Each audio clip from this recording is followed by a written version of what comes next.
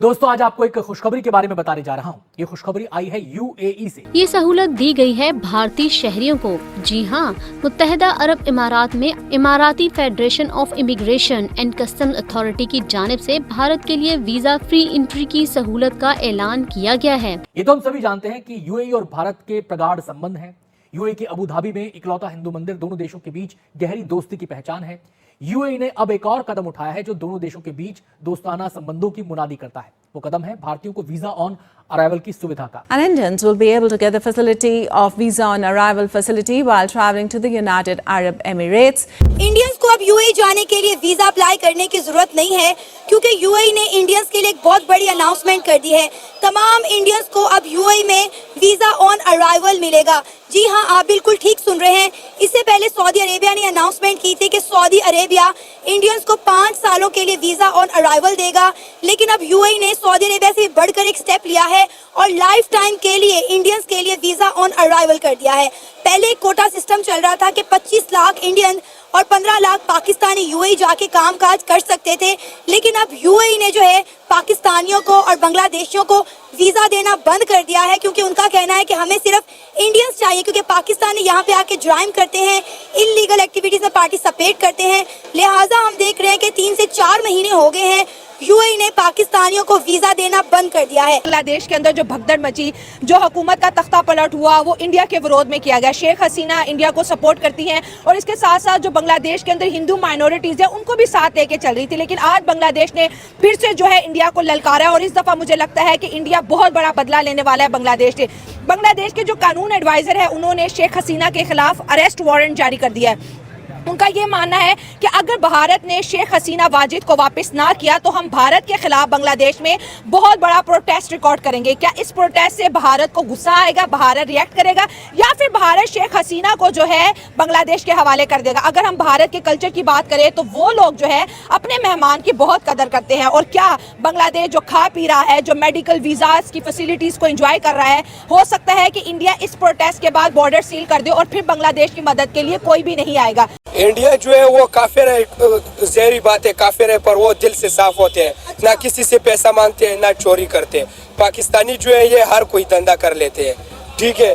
तो और बाकायदा ये बात है कि हालात दुबई के ता ठीक होंगे, पाकिस्तानी ता मंगवाएंगे कि जब पाकिस्तान की आवाम ठीक होगी, तो आवाम ठीक होगी तो दुबई भी जाएगी, सऊदीया भी जाएगी, कतर भी जाएगी। ये सब जितने भी प्रोटोकॉल हुआ है ये इंडिया की वजह से हुआ है। इंडिया ने जो किया ना, ये तो बात का मसला है। लेकिन पाकिस्तानी ये जो हमारी गवर्नमेंट है नून लीग ओके है, ठीक है, लेकिन इंडियन गवर्नमेंट जो है ना, इंडियन गवर्नमेंट इसराइल ने एक्सेप्ट किया है दुबई को। इंडियन गवर्नमेंट ने हाथ मिलाया है यूएई गवर्नमेंट के साथ। उसके शेख ने कहा है कि पाकिस्तानियों का वीजे बंद कर दो। एक तो हम एजुकेशन नहीं हासिल करते, दूसरा हम हुनर के बगैर जाते हैं, और हुनर के बगैर जब हम जाते हैं तो हमें कुछ वहाँ पे अपॉर्चुनिटी नहीं मिलती ना, तो जिस वजह से हमें कोई उल्ट पुल्ट कदम उठाने पड़ते हैं।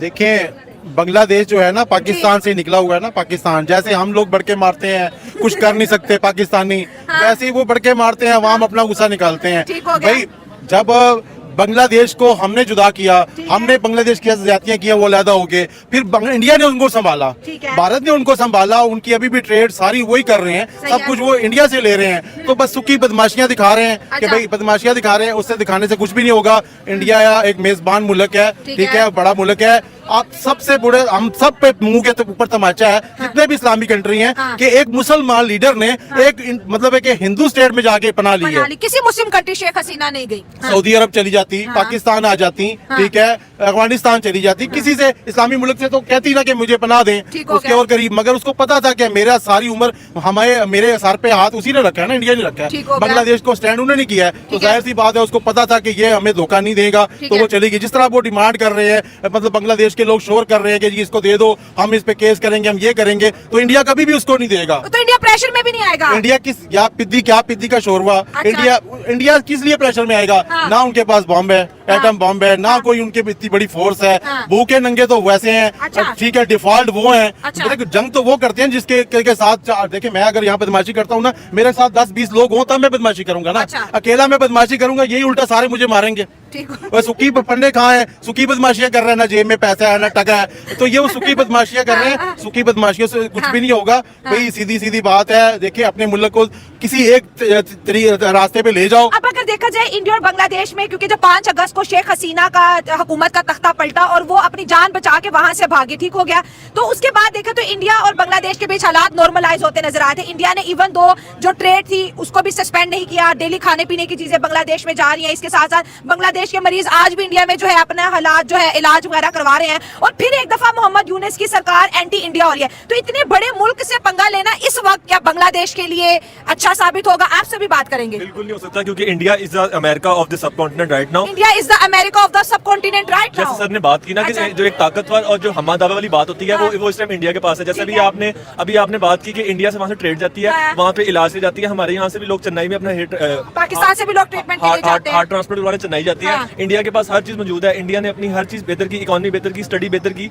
गो कि उनके बहुत ज्यादा मसाइल है, लेकिन उन्होंने आज अपने मुल्क को इस काबिल पहुंचाया कि गूगल का जो CEO है सुंदर पिचाई, वो भी इंडियन है। जो नेदरलैंड का ड्यूच बैंक है उसका मैनेजर इंडियन है। और उसके अलावा उन्होंने अपने IT सेक्टर को इतना मजबूत किया। उनके बेंगलोर में 50 से ज्यादा यूनिवर्सिटीज हैं जिसपे सिर्फ ITs पे काम हो रहा है, और वो उन्होंने अपने आप को एक सिविलाइज कंट्री के तौर पे साबित किया।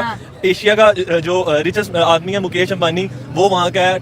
अडानी बांग्लादेश में आज भी अडानी की बिजली यूज हो रही है, वो भी कर्ज पे, और इंडिया को आके दिखा रहे हैं। मैडम पाकिस्तान का मसला ये ना, यहाँ पे हर चीज की सहूलत है। मैं अगर आपको हर चीज की सहूलत दे दूंगा ना तो आप मेरी बात नहीं मानेंगी। और पाकिस्तान के लोगों को इब्ने गुलाम और इब्ने गुलाम बनाने का रवाज है, और ये चलता आ रहा है। जैसे कि अभी अंकल ने बात की कि, और आपने उनसे सवाल किया कि वो क्यों किसी मुस्लिम नेशन कंट्रीज के पास नहीं गई। वी आर इजीली सेलेबल, हम बहुत जल्दी बिक जाते हैं।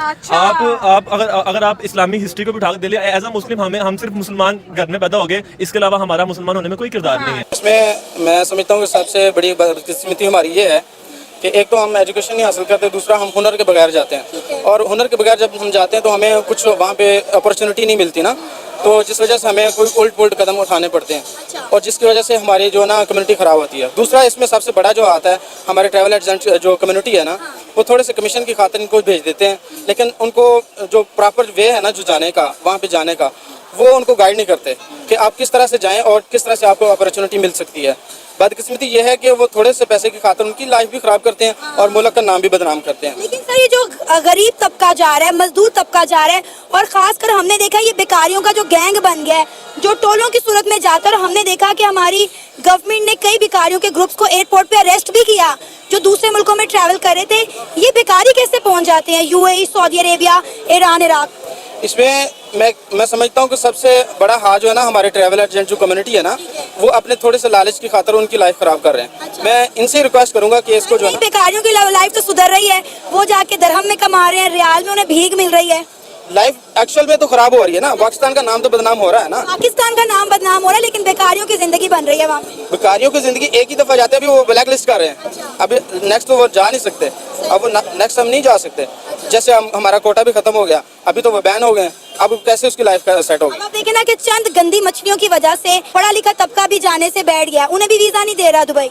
तो वही कह रहा हूँ ना कि आपके चैनल के थ्रू मैं तमाम ट्रैवल एजेंट्स कम्युनिटी को यही मैसेज कन्वे करना चाहता हूँ कि आप थोड़े से कमीशन की खातिर जो है ना अपना उनकी लाइफ ख़राब ना करें, उनको बजाय इस तरफ ले जाने के उसको ट्रेनिंग की तरफ लेके जाएं। तो ख्याल है हमें इंडियन से ही सीख लेना चाहिए कि दूसरे मुल्क में जाके रूल कैसे फॉलो करते हैं, ईमानदारी से काम किस तरह करते हैं। ये हमें सबको मिलकर एक जो है ना कैंपेन चलानी चाहिए सोशल मीडिया के थ्रू, और फिजिकली जो ट्रैवल एजेंट हजरात उनको मैं एक मैसेज देना चाहूँगा कि आप जो है ना अपने पैसे की खातिर अपनी ख़राब तो कर ही रहे हैं आखिरत, और लोगों की भी आप आखिरत ना ख़राब करें और मुल्क का जो है ना नाम बदनाम ना करें। लिहाजा इसको स्किल की तरफ गाइड करें कि आप छोटी मोटी स्किल सोशल मीडिया मार्केटिंग जैसे स्टील फिक्सर या छोटी मोटी जो स्किल है ना जो जल्दी सीख सकते हैं वो सीख कर जाएं, ताकि जो है ना। लेकिन सर हमने देखा है कि इस्लामी ममालिक का जो रुझान है वो गुजरते वक्त के साथ साथ इंडिया की तरफ बहुत बढ़ रहा है।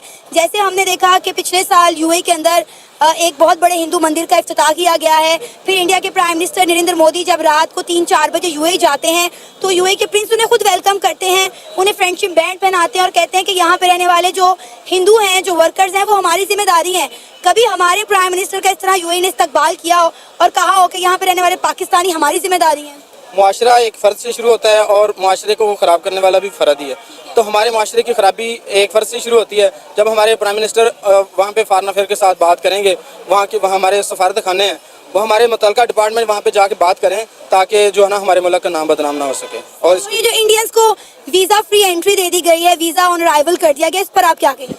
इसके लिए मैं यही कहूँगा कि वो उनके जो प्राइम मिनिस्टर हैं या मुतल्लिका डिपार्टमेंट के लोग हैं उनको मैं दाद दूंगा, क्योंकि उन्होंने जाकर बात की है और हमारे जो हैं वो उनको अपने मफाद के अलावा और कोई चीज़ नज़र नहीं आती। बात करना तो एक तरफ है, दूसरा इंसान अपनी काबिलियत से भी जाना जाता है। उन्हें पता चल गया कि भाई वो मेहनती लोग हैं, दिल लगा के काम करते हैं, रूल्स फॉलो करते हैं, पाकिस्तानियों की तरह जुराइम नहीं करते। वो जाहिर बात है इनको अपॉर्चुनिटी नहीं मिलती, वो जाहिर बात है वो कोई ना कोई काम तो करेंगे ना। हमारी जो कम्युनिटी है इसको चाहिए कि ये हमें गाइड करे, कैंपेन चलाएं इसको, ताकि जो है ना बेहतरी आए इसकी। तो दोस्तों आपने देखा कि यूएई ने अब भारतीयों के लिए वीज़ा ऑन अराइवल कर दिया है। दोस्तों संयुक्त अरब अमीरात मिडिल ईस्ट के सबसे आधुनिक देशों में से एक है। 7 अमीरातों से मिलकर बना यूएई अपने चमचमाते शहरों, बेहतरीन इंफ्रास्ट्रक्चर और शानदार अर्थव्यवस्था के लिए जाना जाता है। दुबई में दुनिया के हर देश के नागरिक आकर काम कर रहे हैं। यूएई में काम करने वाले भारतीयों की संख्या लाखों में है। हर साल हजारों भारतीय यूएई में काम करने के लिए जाते हैं। दोस्तों इस पॉलिसी के तहत अमेरिका, ब्रिटेन या यूरोपीय यूनियन के किसी देश की परमानेंट रेसिडेंटी या वीजा रखने वाले देशों को देश में आसानी से एंट्री दी जाएगी। ये पहल भारत और यूएई के बीच बढ़ती भागीदारी को दिखाती है। यूएई में करीब 35 लाख भारतीय नागरिक रह रहे हैं। इसे दोनों देशों के बीच यात्रा और व्यापार के अवसर को बढ़ाने की दिशा में एक महत्वपूर्ण कदम के रूप में देखा जा रहा है।